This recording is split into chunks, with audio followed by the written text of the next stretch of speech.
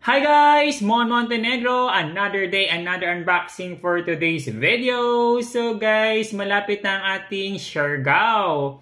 Guys, November 26 na. So, bumili ako ng swimmer trunk sa Shopee. So, mabilisan lang to guys. Buksan na natin kaagad. Woo!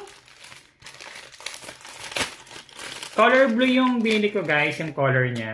So, ito siya. Ito yung itsura niya. So, medium size. Wow! Ang ganda ng texture guys. Ay, kasi sa akin to. Ito yung itsura niya guys. Ayan. So, ito yung texture niya. Silky siya. Ganda. Guys, 200 plus ko siyang nabili. Flash.